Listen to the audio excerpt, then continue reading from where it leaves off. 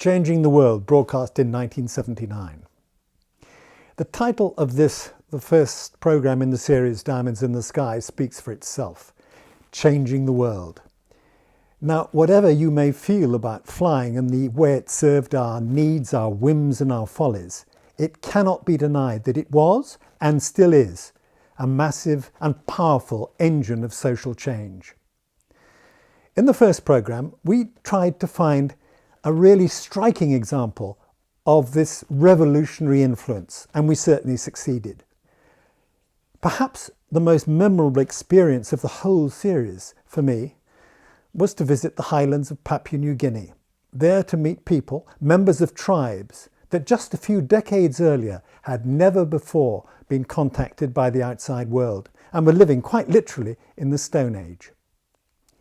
Yet, as you'll see, within a very short time they had embraced air travel, which then proceeded, for better or worse, to transform their lives. And meeting these people and the men and women who flew them around in one of the most dangerous flying environments in the world was an experience that stuck in my memory like little else.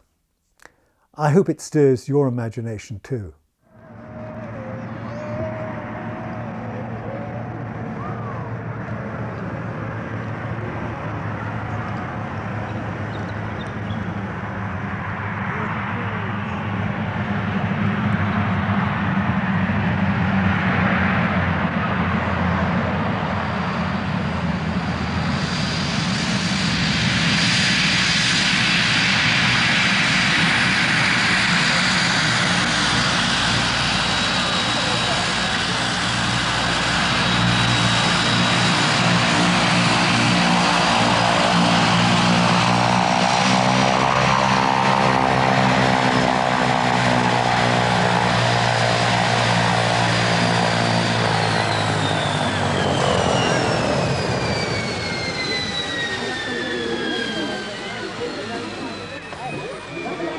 These men, women and children are some of the latest passengers by air. Their grandfathers and probably their fathers were headhunters and perhaps cannibals. Their hand baggage is bows and arrows, clubs and shields, all neatly labelled. When this tribe was first contacted by Europeans 40 years ago, its people had not even discovered the wheel. Yet for the past few years, travelling in these complex flying machines has become part of their everyday experience.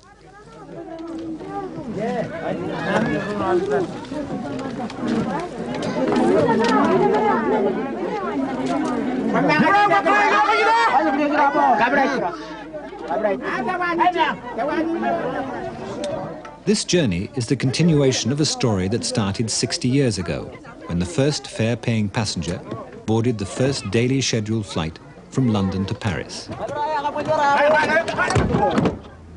Now these passengers have joined that immense world family who buy 750 million air tickets every year.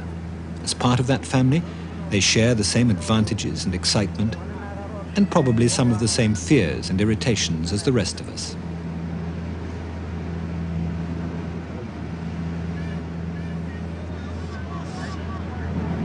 Certainly, from his new point of view high in the skies, the vision of primitive man has been immeasurably widened.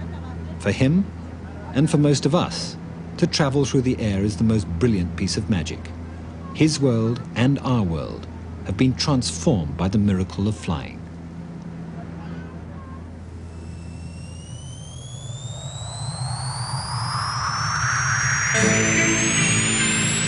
Passengers should get out through passport control on the first floor to the main departure lounge. For passengers Bailey, Gill and Alfred, please go immediately to gate 53 where the flight is now closing.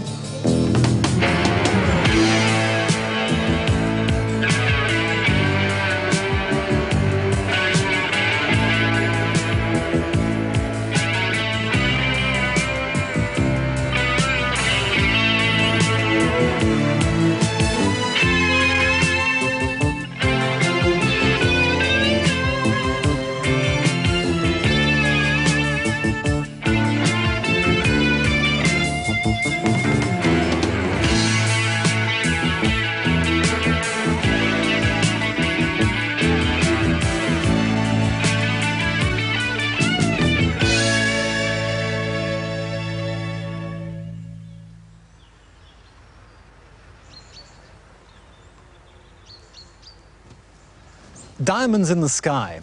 Perhaps that title does need a moment's explanation. 60 years ago, the first daily scheduled international passenger service by air began to operate between London and Paris. And in this series, we intend to consider the Diamond Jubilee of man in the skies and what it means. There is a great deal to celebrate and some things to regret. In just 60 years, within a lifetime, the aeroplane has brought about one of the most striking social revolutions of all time. In these 7 programs, we shall not be looking at the military aspects of aviation at all, nor shall we be looking principally at the development of the aeroplane itself. Instead, we shall be considering what passenger aviation has done to us all, how it's changed our lives for better or for worse, socially, economically, and culturally. We shall follow its development from the days when it was just a plaything for a tiny minority of enthusiasts to the present day when it's become a mighty industrial force. Now, in telling this extraordinary tale, I speak to you as someone whose own life has been dominated by the flying machine. In the past 20 years, I must have flown 1 million miles as a reporter, and in the making of this series, I think I've notched up at least 100,000 miles more. To open the series, we want to take you to a country where the impact of the aeroplane has been more immediate and more striking than anywhere else I know. Across the world, from my garden here in the south of England, to a remote and intriguing country in the South Pacific, Papua New Guinea, where a people have been brought from the Stone Age into the age of the computer by the aeroplane. To understand why, just look at the terrain.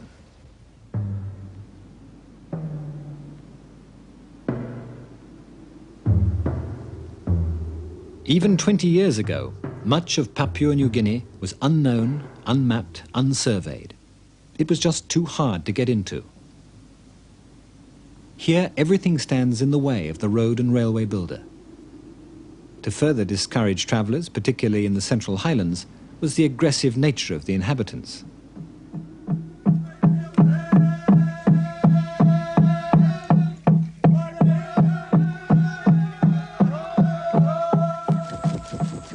If ever there was a need to fly over the difficulties rather than struggle through them, it was here. It was, and it is, the land of the aeroplane. What air transport has done for the rest of the world, it's done here more visibly, more rapidly, and with more sensational effect. And what gave it a head start so unexpectedly early in aviation history was a quite unrelated event, the discovery of gold. In 1922, William Shark-Eye Park and Jack Nettleton made a rich find on the Bololo River, and the New Guinea gold rush was on. Thousands of gold-fevered prospectors were landing on the coast. To reach the goldfields was at least an 8-day walk, sweating up razor-backed ridges and through dense jungle, with a real danger of attack by hostile tribesmen. To build a road or railway was far too costly and time-consuming. Inefficient though it was, the only way to bring in supplies was on the backs of native New Guinean porters. Unless, of course, something could be done with the newfangled flying machine. For these fragile wood and fabric biplanes, the task seemed too much. And yet, entrepreneurs like Cecil J. Levine were convinced that the only answer was the aeroplane. Levine wanted to do something in aviation that had never been attempted before. He had the fantastic idea, and many people thought he was quite crazy, of flying into the gold fields huge steel dredges weighing up to 3,000 tons. He intended to bring them in piece by piece and then reassemble them on the spot. Well, the British and the American aircraft manufacturers ridiculed the idea. No plane was up to the task, they said. But it was Levine who had the last laugh. Because here it is, after nearly 50 years, one of 8 great steel dredges that was flown in piece by piece, now quietly rusting away in the jungle. Perhaps the first example of the unique value of the aeroplane in the service of man anywhere in the world.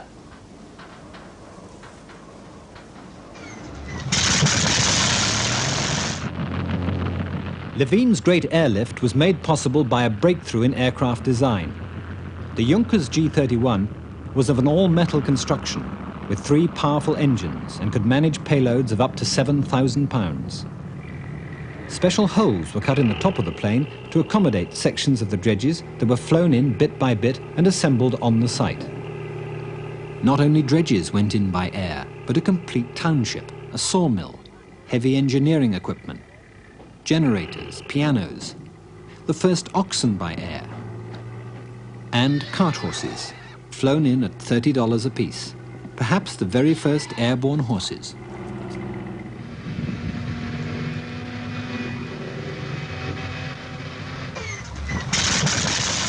In 1 month, in 1931, the fleet of 4 Junkers carried more freight from the coast into the Bololo goldfields than all the world's airlines combined had flown in the previous 12 months. It wasn't just a matter of shattering freight records, though every one was demolished time and time again. It was a matter of learning how to do things with the aeroplane that had never been attempted before. At the same time in Europe, remember, 12 passengers was considered a hefty payload, and in the United States the infant airlines were struggling to survive. Individual plane loads of parts grew into these towering machines weighing up to 3,000 tons apiece. In the end, there were 8 of them, every last nut and bolt brought in by air.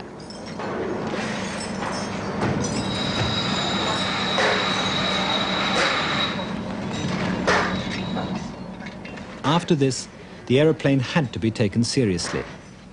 In a sense, the achievement was a reward for greed, a shilling's worth of gold in every bucket, hour after hour, day after day.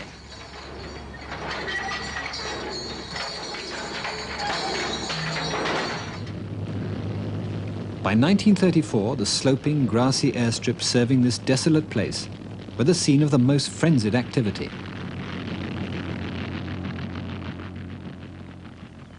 I still find it difficult to believe that this was once one of the 3 busiest airfields in the world. As well as transporting record volumes of passengers and freight in here, Guinea Airways established a whole range of firsts. They were the first airline, for example, to provide free insurance for their passengers, for their European passengers, that is, because the native New Guinean labourers were regarded as cargo and were transported by weight, 1 shilling a pound. And yet, the aeroplane was transforming the world of the New Guinean native. Not only here, but particularly up in the unknown Central Highlands, where the aeroplane was being used as a tool for the explorer. Before she gained independence, Papua New Guinea was administered by Australia. In the 1920s and 30s, government patrols set off to explore the totally unknown Central Highlands.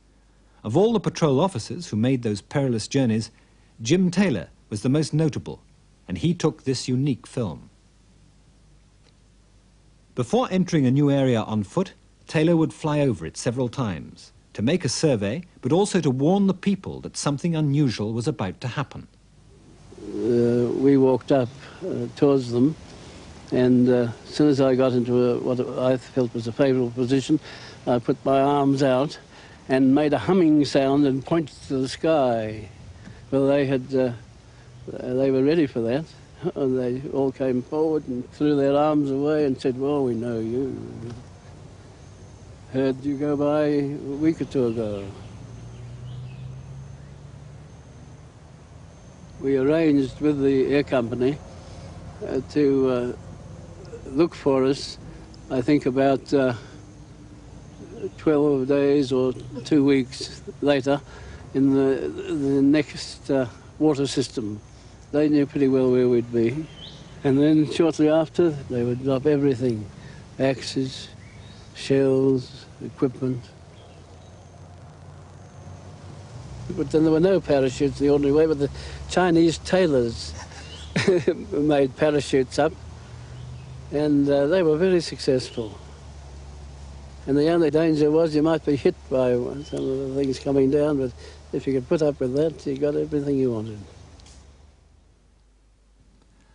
As Jim Taylor's remarkable early colour film shows, he enlisted the help of the tribesmen to make an airstrip.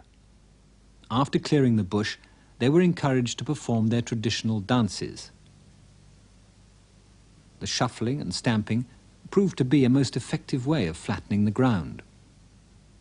These people were not only isolated from the outside world, but even from their neighbours in the next valley. the lights of whose fires at night they thought were evil spirits. So that when the day came for the first aeroplane to make a landing, it was like a visitor from outer space.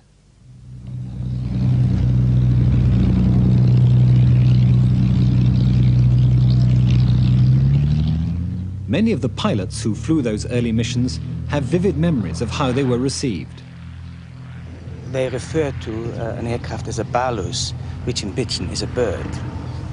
And there have been occasions where food was offered to the aircraft. A little man, he might have been the chief, the village chief, came as a basket of bananas, and he wanted it for the aircraft. He also wanted to know the sex of the aircraft. Probably 80% to 90% of the people in the Highlands, the first wheel they saw was the wheel on an aircraft. The culture that produced the aeroplane is so very far from the Stone Age world it encountered that it's amazing to see how quickly flying has become a commonplace experience here. But it's a quality of the Highland population that they very rapidly get used to new things and become keen on them. As you can see at Goroka, the capital of the Highlands, today everyone flies.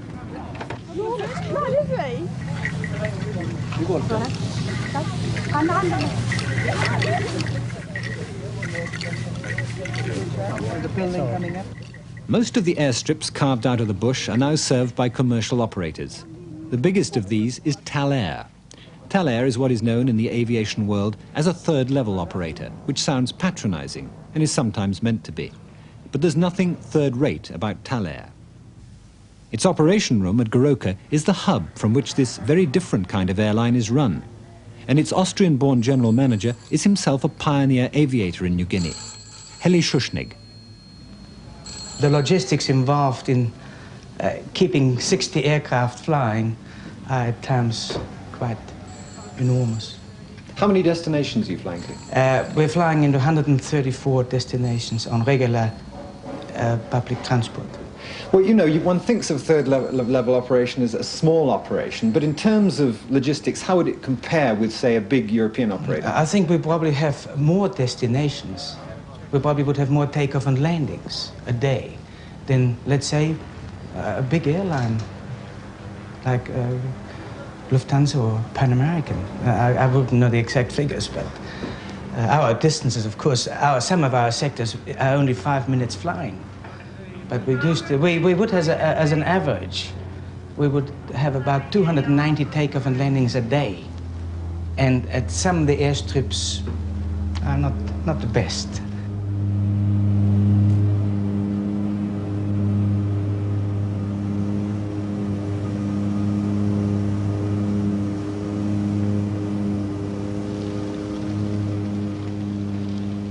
Weather is a major problem, especially here in the Highlands.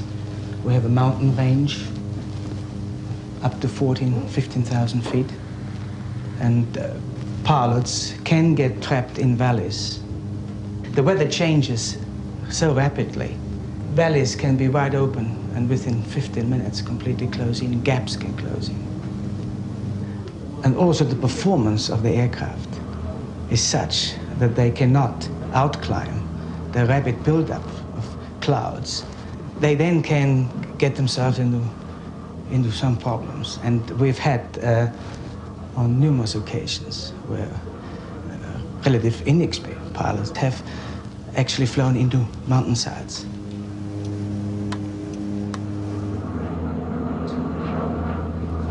%80 of our airstrips in the Highlands are one-way strips.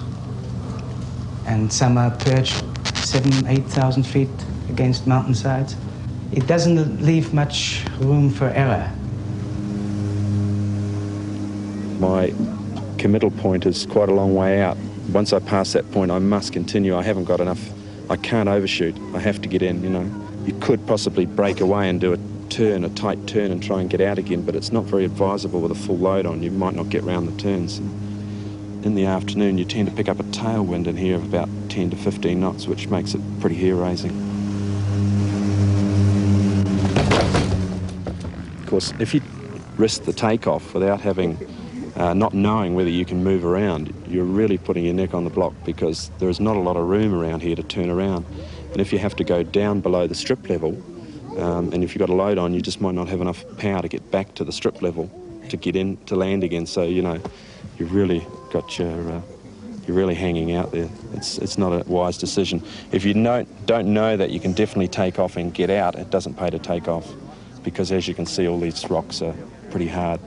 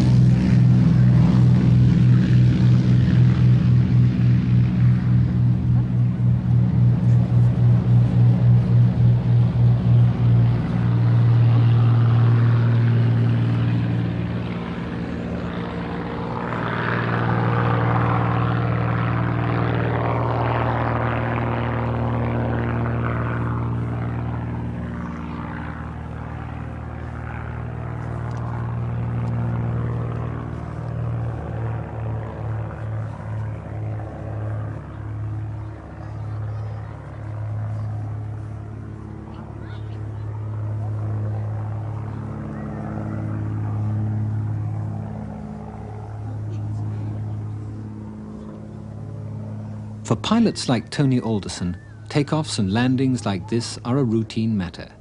His professionalism makes the journey seem simple. It's only when the aircraft vanishes and you're left behind in one of these highland villages that you realize just how inaccessible they are, how very far from familiar comfort and security. 6,700 feet up in its bowl of mountains, Tep Tep was totally isolated until 1973, when the airstrip was put in. While we in the advanced nations worry about the siting of airports and about pollution, the aeroplane is seen here as an unqualified blessing. Before its arrival, it took a week of walking to get to the coast, 2 nights and 2 days to the nearest trade centre. In the 6 years since the airstrip opened, progress, or at least change, has been rapid. Several tin-roofed buildings, brought in by air, have taken their ungracious place among the thatched roofs. And from one of them, the unexpected sound of fluent English. The silly dog. Who can spell me the word silly, please? Yes. S-I-N-N-G.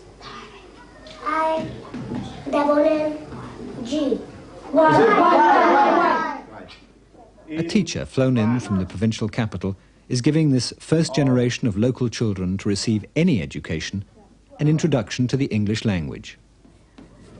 But if you got that, you tick the your work, eh? Yes. Right, number 4. Let's go on to number 4. You pen? All very impressive, except that while learning a foreign language, many children are forgetting their own. It's a worldwide phenomenon. In Papua New Guinea, no less than 750 different languages are now spoken. But already, some are remembered by only 2 or 3 older folk. And as communications improve and Western influence grows, many will disappear forever. Till 6 years ago, this community built everything from the wood and the stone around them. Now the aeroplane brings in its load of copper pipes and plastic, even the first flush toilet, which must be a milestone of some kind.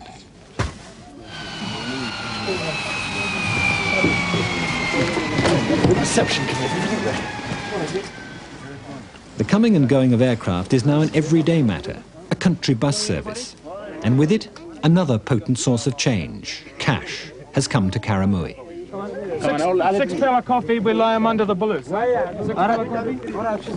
Okay then? Thank you. 4 sacks of coffee beans will bring the equivalent of £172, a great deal of money for a people who till recently never handled money at all. They grew enough to eat, and that was it. Now, coffee shipped out by air has brought him a brand new bike. Too bad the road stops just round the bend.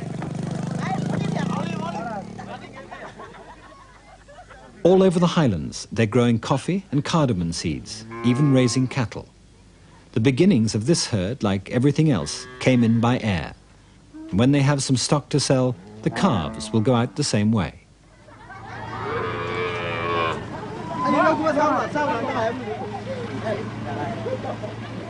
And the proceeds of all this trade is enriching the women as well as the men, giving them an independence they never had before. All thanks to the aeroplane. But there is a debit side. When man gets airborne, his diseases go with him. Their new mobility has brought these people tuberculosis, influenza, and recently an epidemic of venereal disease.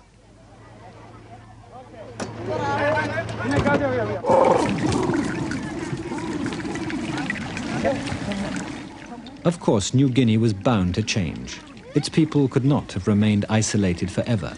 It's just that the aeroplane has allowed a great deal to happen in a very short time, as it has everywhere, in countries very different from Papua New Guinea.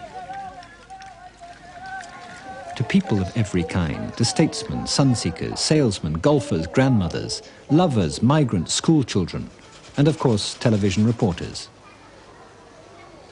All of them have seen the aeroplane transform the way they live. As this change accelerates, world opinion differs widely about what air travel has done to us. Far from the airport frenzy and the reflective calm of Cambridge University, historian, author and world traveller Professor J.H. Plum. Now, when the history of the world comes to be written, I'm sure that civil aviation will be regarded as having played the same sort of role in the development of the 20th century as the railway in the 19th century.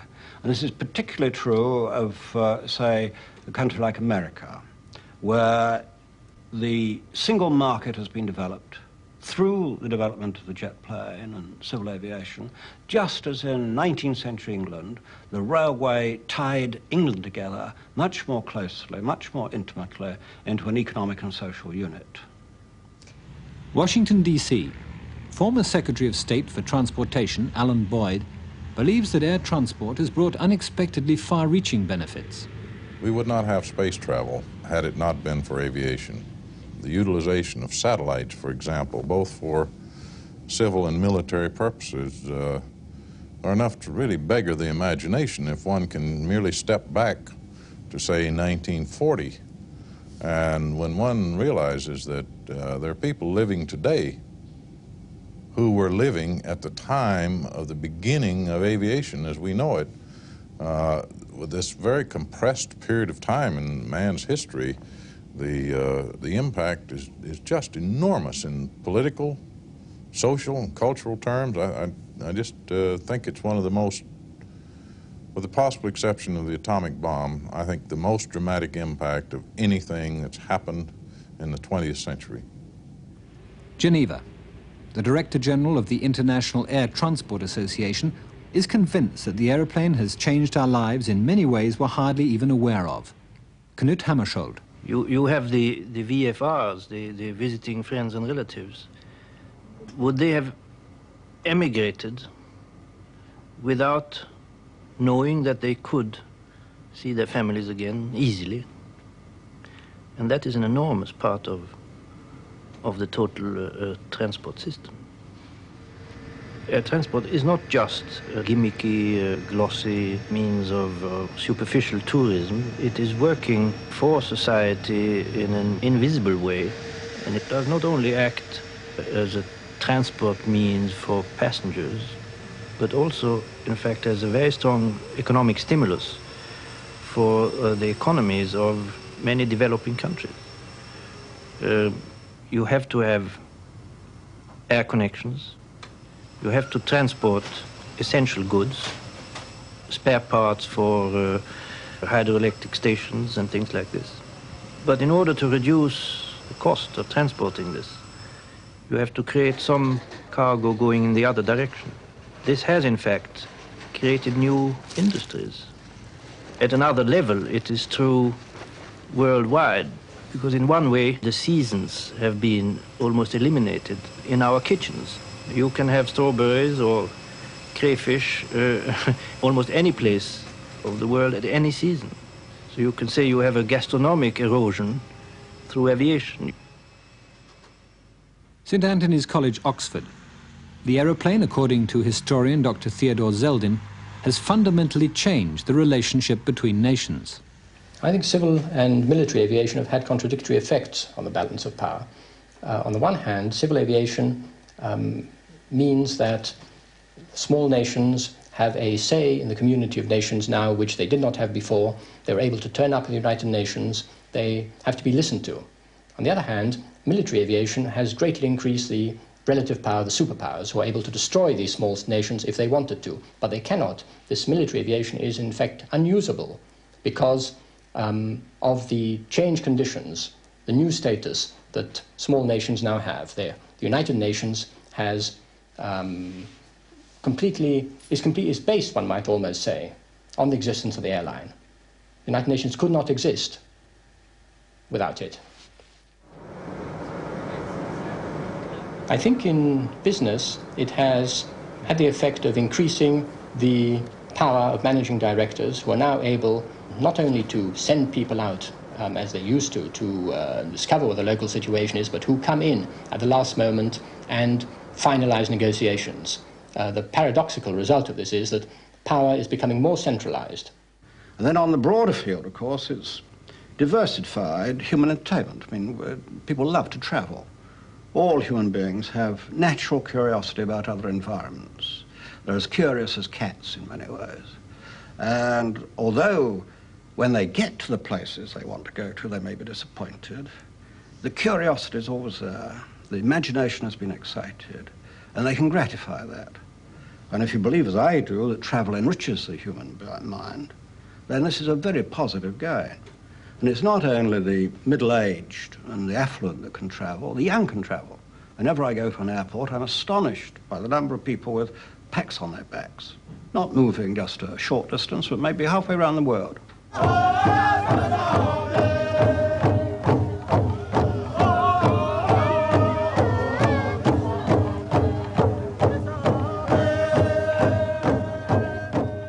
As tourists in search of new experiences are taken further and further afield by the aeroplane, even Papua New Guinea has become a possible destination for them. So far, the number of visitors is quite small, but their arrival is viewed by Prime Minister Michael Somare with only qualified approval. Well, we'd like to see tourism, but we don't want tourism to come to an extent that, like the Americans did in Hawaii, France did it in Tahiti, and I personally don't want to see Papua New Guinea people are made artificial for the purpose of tourism. Do you feel that the impact of too much tourism could actually be damaging to your country, do you? Not damaging to the country as such. It does help the economy. But is money everything? That's a question. If I pose this question, is money everything? Or the cultural people, their way of life? At the moment, our country is much more relaxed. We're sitting in the beautiful beaches in one of Papua New Guinea coastal towns in Wewak. I'm much more relaxed. There is no rat race. Nobody comes up. There is no telephone. Nobody wants to talk to me. I have the problems of government.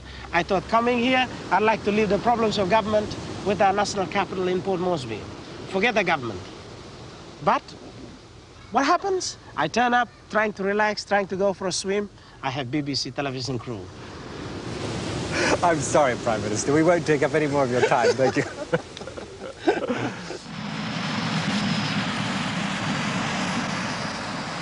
Though there still aren't many tourists, the highly developed airline network has already enabled them to penetrate the remoter parts of Papua New Guinea, where their arrival has set off the now familiar chain of social and economic consequences. Amboyne International is a former missionary airstrip, where tour groups from Australia and the United States now disembark for their trip to the Karawari Lodge, a resort hotel on the Karawari River.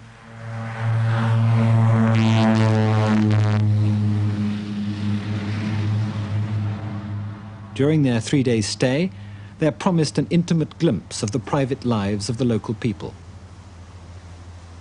According to their schedule, before they take the plane home, they'll have observed the ritual skin cutting performed at male initiations, and another ceremony to celebrate a first menstruation.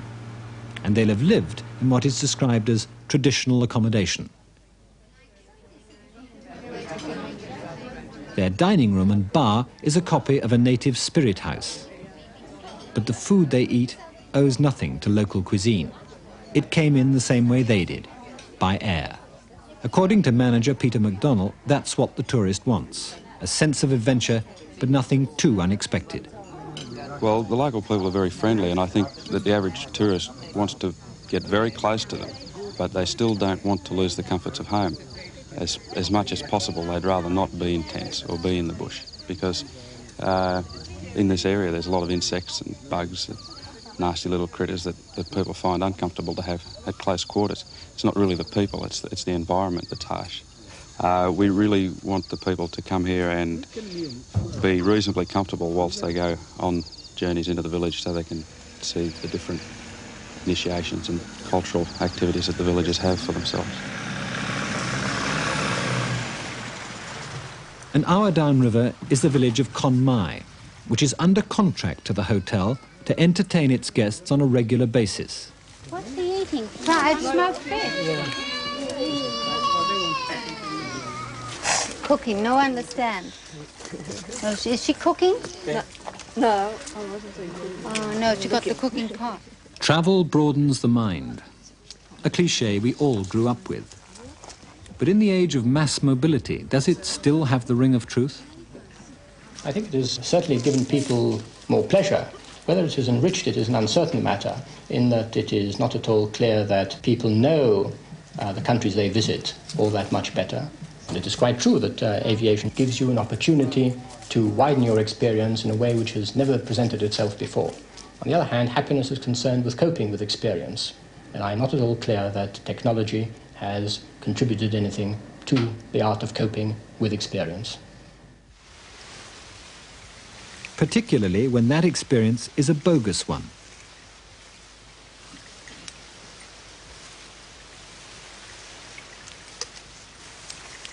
It's the reenactment of a headhunting raid laid on by the villagers of Con Mai. Even in the jungles of Papua New Guinea, they are caught up in the vast showbiz world that is international tourism today.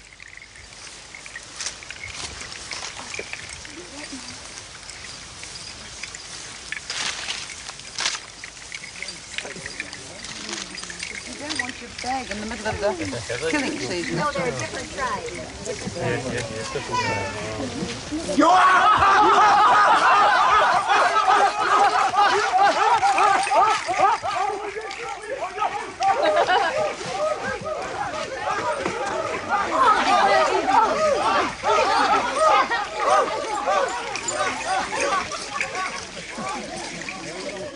Well, we all know it's a show.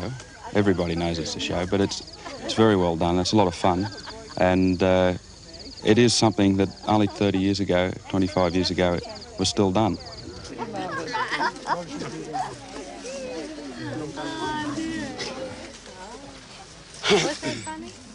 When we came here, the culture was on the wane, so to speak, and now there's been a new interest aroused in the area by the people themselves, because instead of forgetting about their culture, they've now found that somebody is interested in it. They're quite flattered that the tourists want to come and see their culture and not to see what they've made in terms of progress towards our culture. If it's true that tourism has helped some customs to survive as theatre, it's equally true that as communications improve and villages like this have more and more contact with the world outside, their people will begin to look and behave more like the rest of us. Just as the aeroplane is playing its part in destroying the amazing cultural diversity of Papua New Guinea, anthropologists see the same process happening worldwide. Clifford Geertz. Yeah, one of the things that I think is not often understood or thought about in connection with civil aviation is the way in which it has rearranged the geography of the world and the distances between places, and the effect that's had on creating a kind of international upper class, international cosmopolitan culture. And what goes along with this then is a culture which is very similar from place to place, a kind of, if you want, airport culture where the kinds of, when people who are all on and off airplanes all the time are always living in the same kinds of environments no matter where they go. not only are airports quite the same, but the sort of thing that surrounds them are the same. They stay in the same sorts of guest houses, they eat in the same sorts of restaurants, which are also cosmopolitan. The kind of art that you can buy in tourist shops or around airports and so on, all similar. All of it somewhat kind of culturally neutralized. You know, it's a little bit Indonesian or a little bit Moroccan, but not too much because it has to appeal to an international group. So you get this whole sort of almost somewhat self-enclosed society growing up, and people being drawn into it from all over, and kind of, as I say, kind of international upper class, cosmopolitan upper class. International upper class they may be, but not everyone envies them their privilege of flying. The romance of travel rarely survives a crowded airport. And from those who have to fly, like B.W. Canning, the voice of complaint is more frequently heard. If Dante ever wanted a good sample for his Inferno, and he were alive today, that's where he would find it, in the modern airport. I always pass the threshold thinking that it ought to be, abandon hope, all ye who enter here, because you know that something unpleasant will happen to you in that airport. The only thing you don't know is what it will be on this particular day. You get into your aircraft and you find that you have a seat of a sort which is certainly as confined as it can be. Little opportunity to move about, no freedom. You could tolerate that perhaps if it weren't for the fact that the airline's attitude seems to be that passengers are really a nuisance. It would be far better from their point of view, I'm quite sure, if everybody could be given a jab before they start and slotted into a rack and slotted out again at their destination. Then there is another feature of life which we have to put up with, and that is, of course, that on a long flight you are going to need the toilets, you are going to need to wash. Now, in-flight toilets, it seems to me, are designed very cleverly, but the capacity that is offered for a full load of passengers is totally below what a civilized standard would demand. And a lengthy queue of 20 people in various stages of discomfort wishing to take advantage of the amenity of the toilet is not, in my view, a very pleasant sight, or indeed is it a necessary one at all if the thing was done rightly. It seems to me, thinking about the whole matter, that heaven knows how the weak and the ill and the sick and the aged get on, but to travel by air today, you've got to be very fit and very tough. The pleasures and the convenience that air travel have brought us are constantly challenged, not only by those who fly, but more particularly by those like Patrick Rivers, a smallholder and author who remains resolutely earthbound and who regards the aeroplane as an expensive and dangerous nuisance. The costs are immense, and they are borne not by the traveller, but by you and me here on the ground, either as individuals or as taxpayers. There's social costs, and there are environmental costs. And we are paying for them, and the people who come after us, our children, are going to pay for them too, environmentally. So we have to question, what is it that is so important about these people up there that they can inflict upon us nuisances that they don't pay for? And I would like to paraphrase Churchill, if I may, and simply say that never before in the history of mankind has so much been endured on the ground by so many as a result of the activities of so few up there. Except that in a country like Papua New Guinea, it's not the few who are up there, it's the many. Here, the benefits of flying are more evident than in any developed country with alternative transport systems. Without the aeroplane, this island people would have remained isolated and backward. For all emerging nations, a state airline is a most important symbol. It marks their place in the modern world. Air New Guinea, it's true, is still staffed in most senior positions by Australians. But the airline is proud of the progress made in training locals to take over top positions. Minson Penny, in 1978 became their first black captain, and others will certainly follow. According to the American magazine Ebony, black pilots are so unexpected that white passengers are shocked to see a black face in the cockpit. Prejudice against black pilots is a fact of life. But by Air Niugini at least, it's a problem that's confronted head-on. If you fly with them, you may well find yourself in the hands of a black pilot.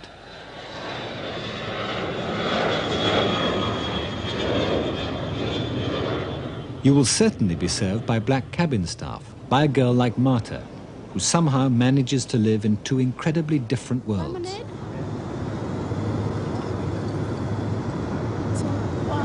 Sorry, just put your tray cable down. 15 years ago, Marta would not have been allowed out of her village. Girls were simply chattels. And when she visits her family, she still sometimes wears her traditional bark skirt and shell beads. At work, she flies on international routes to Hong Kong, Japan, and Australia. Thank you, Marta. Thank you very much.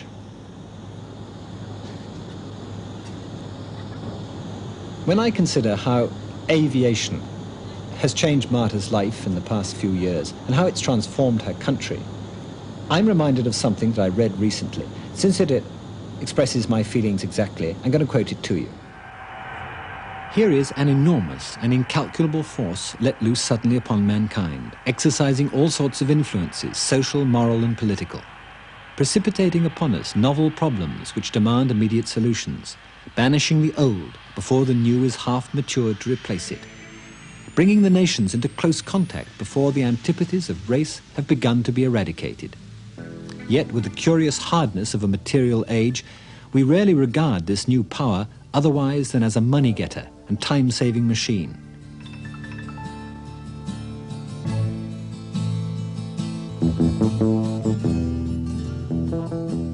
Not many of those who fondly believe they control it ever stop to think of it as the most tremendous and far-reaching engine of social change which has ever either blessed or cursed mankind.